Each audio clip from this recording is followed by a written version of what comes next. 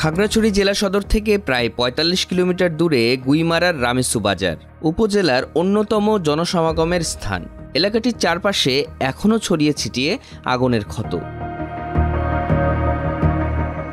দোকানের পাশাপাশি সহিংসতার আগুনে পুড়ে ছাই আশপাশের অনেক ঘরবাড়ি। আগুনে পুড়েছে প্রায় সবার স্বপ্ন। তবু পুড়ে যাওয়া দোকান ও ঘর থেকে ব্যবহারযোগ্য মালপত্র খুঁজে বের করার চেষ্টা চালিয়েছেন ক্ষতিগ্রস্তদের কেউ কেউ।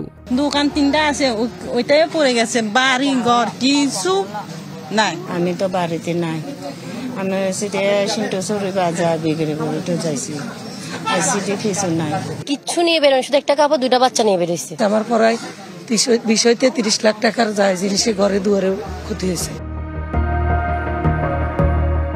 পাহাড়ি কিশোরীকে দলবদ্ধ ধর্ষণের অভিযোগের জেরে গত 28 সেপ্টেম্বর বিক্ষোভ ও সহিংসতার কেন্দ্রে পরিণত হয়েছিল রামেসু এলাকা। সহিংসতার পর সতর্ক পাহারায় আছেন আইন শৃঙ্খলা রক্ষাকারী বাহিনীর সদস্যরা। সেনাবাহিনীর অভিযোগ, ধর্ষণের ঘটনাকে পুঁজি করে পার্বত্য চট্টগ্রামকে অশান্ত করার চেষ্টা করছে ইউপিডিএফ। আমি জানি যে আপনারা খাগড়াছড়ি থেকে এসছেন, আপনারা খাগড়াছড়িতেও কিছু তথ্য সংগ্রহ করেছেন।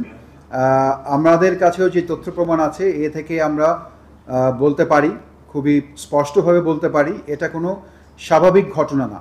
এটা একটা ষড়যন্ত্র এবং এটা একটা পূর্ব পরিকল্পিত ষড়যন্ত্রের অংশ, এবং আমরা যেটা বুঝতে পারছি যে এটা একটা বৃহৎ আকারের কোনো ষড়যন্ত্রের একটা অংশ বিশেষ, এবং সেটার সপক্ষে আমাদের কাছে যথেষ্ট তথ্য প্রমাণও আছে। 28 সেপ্টেম্বরের পর নতুন করে কোনো সহিংসতা না হলেও জনমনে ছিল উৎকণ্ঠা। 30 সেপ্টেম্বর বাজার ও আশপাশের এলাকার পরিস্থিতি ছিল বেশ থমথমে।